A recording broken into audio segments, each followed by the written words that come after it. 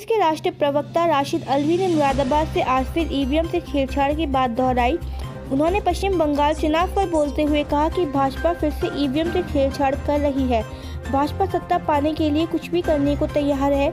अमित शाह का एक बयान अभी आया है कि विपक्ष ओर से ममता बनर्जी 30% मुसलमानों की बात कर रहे हैं तो 70% हिंदू की बात कौन करेगा। किसी भी विपक्ष के नेता ने ऐसा बयान नहीं दिया है। अमित शाह खुद ही सवाल करते हैं, वह खुद ही जवाब देते हैं। अमित शाह हिंदू मुस्लिम करके पोलराइज करना चाहते हैं। पश्चिम बंगाल में पिछले दिनों भाजपा द्वारा बुरखे में वोटिंग मुद्दे पर बोलते हुए राशिद अल्वी ने कहा कि अगर बुरखे में वोटिंग होती तो भाजपा कभी नहीं जीतती।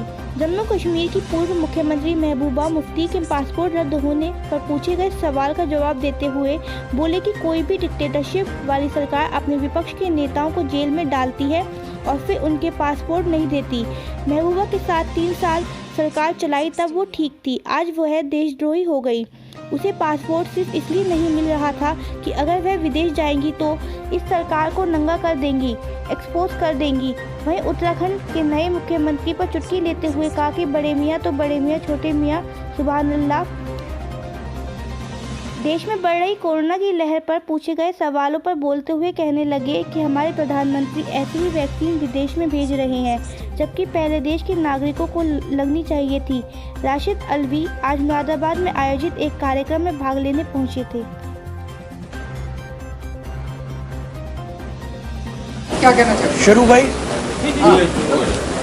देखिए, जिला पंचायत का ऐलान हो गया है। मुरादाबाद में भी जिला पंचायत का चुनाव होगा, तारीखें आ गई। नहीं, इसी सिलसिले में मुरादाबाद आए पार्टी की तरफ से। हमें उम्मीद है कि उत्तर प्रदेश के अंदर हम पूरी ताकत के साथ जिला पंचायत का चुनाव लड़ेंगे।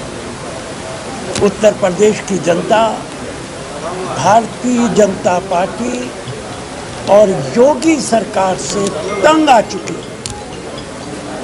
उत्तर प्रदेश के अंदर भ्रष्टाचार आसमान छू रहा है, बेरोजगारी बढ़ती चली जा रही है, डीजल पेट्रोल की कीमत आसमान छू रही है। अंतर्राष्ट्रीय बाजार में क्रूड ऑयल की, कच्चे तेल की कीमत $60-65 है पर बैरल। एक बैरल में 159 लीटर होता है। अगर आप कैलकुलेट करेंगे तो 1 लीटर पेट्रोल और डीजल की कीमत 26 रुपए से ज़्यादा नहीं होती। 300 गुना टैक्स लगा के जनता से वसूल किया जा रहा है। उत्तर प्रदेश के अंदर कानूनी व्यवस्था नाम की कोई चीज नहीं। लड़की का बलात्कार होता है, उसके बाप को गोली मार दी जाती है।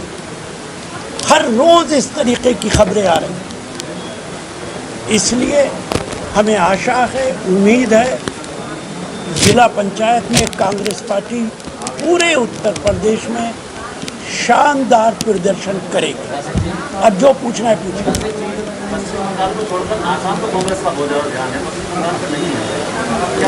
कांग्रेस पार्टी का 5 विधानसभाओं में ध्यान है। पौंडीचेरी में हमारी सरकार थी, हम जीतेंगे। केरला के अंदर हमेशा एक बार सीपीएम आता है, एक बार हम आते हैं। हमें उम्मीद है केरला जीतेंगे। आसाम के अंदर निश्चित तौर से हमारी सरकार आएगी। बंगाल के अंदर, तमिलनाडु में डीएमके का हमारा अलायंस है, वहाँ पे हमारी सरकार बनने वाली है। बंगाल के अंदर भारतीय जनता पार्टी ईवीएम के साथ भी खिलवाड़ कर रही है। ये बात मैं बहुत पहले से कह रहा हूँ। भारतीय जनता पार्टी सत्ता हासिल करने के लिए कुछ भी करने को तैयार है।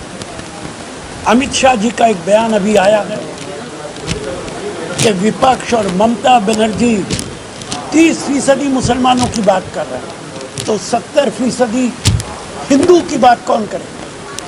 किसी नेता ने विपक्ष के ऐसा बयान नहीं दिया कि हम 30% मुसलमान की बात कर रहे हैं। अमित शाह खुद ही सवाल करते हैं, खुद ही जवाब देते हैं। वो हिंदू मुसलमान करके पोलराइज करना चाहते हैं बंगाल के अंदर।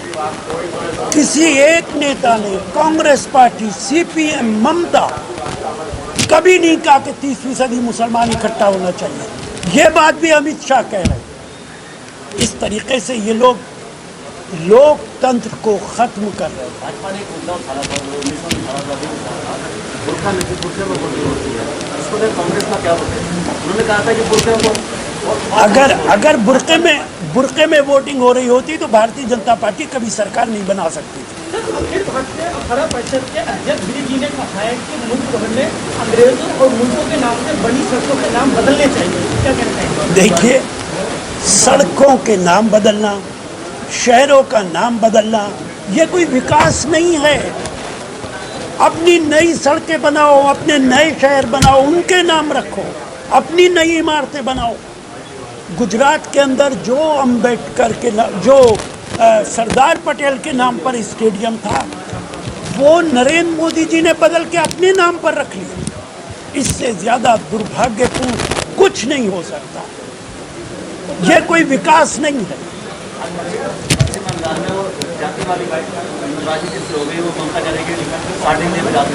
देखिए, ममता क्या कह रहे हैं इस पर मैं टिप्पणी नहीं करूँगा। ये ममता जाने, उनसे पूछिए। कांग्रेस पार्टी ना जातिवादी बिरादरीवादी राजनीति करती है, ना हिंदू मुस्लिम राजनीति करती है।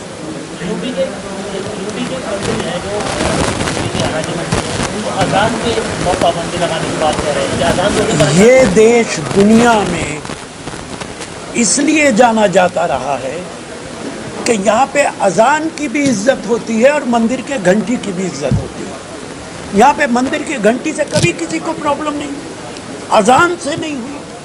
ये पिछले 7 साल के अंदर हो रहा है।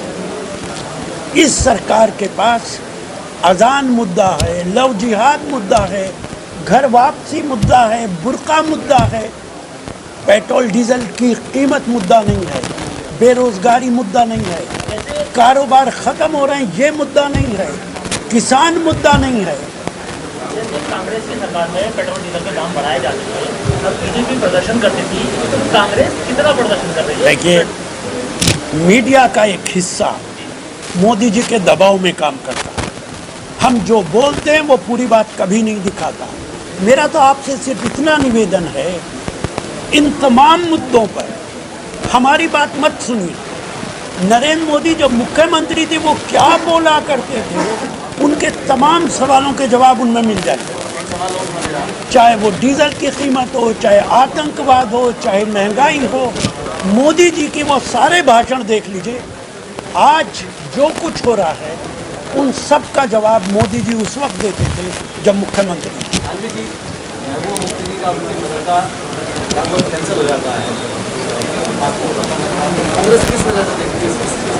मेरा बयान आया है, सारे टीवी पे चला है।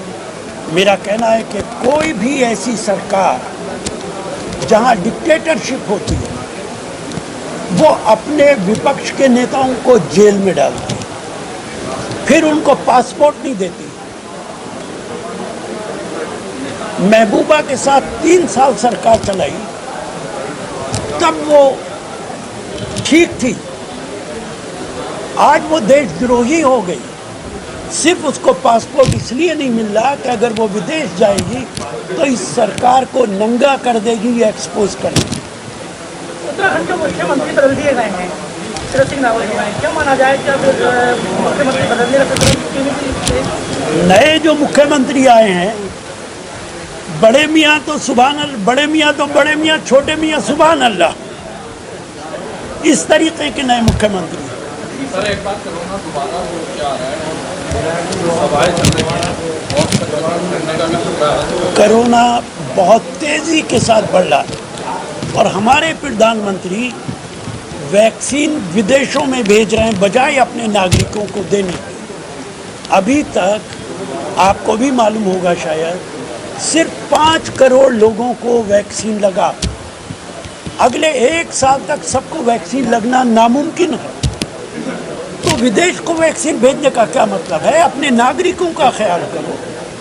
सर, जो सभाएं हो रही हैं में भी संक्रमण फैलने का है, जैसे आपकी भी सभा चल रही है, सोशल डिस्टेंसिंग का भी खतरा है और मास्क भी किसी को बंद नहीं है, तो इसमें आप देखिए, मैंने तो मास्क ये रहा, आपके कैमरे की वजह से इसको हटाया, सबका मास्क है। आपका नहीं, आपकी बात नहीं कर रहा, आपने आप बात कीजिए अमित शाह की, आप बात कीजिए प्रधानमंत्री की।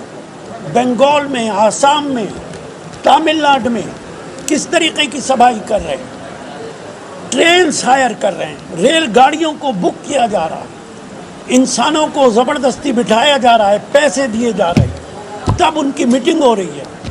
कोरोना नहीं बढ़ेगा तो क्या होगा? जो कुछ कोरोना बढ़ रहा है, इसके लिए मैं भारत सरकार को जिम्मेदार मानता हूँ। दिल्ली के अंदर किसान बैठे हैं, इसके बारे में क्या करें? इससे ज़्यादा दुर्भाग्यपूर्ण कुछ नहीं हो सकता।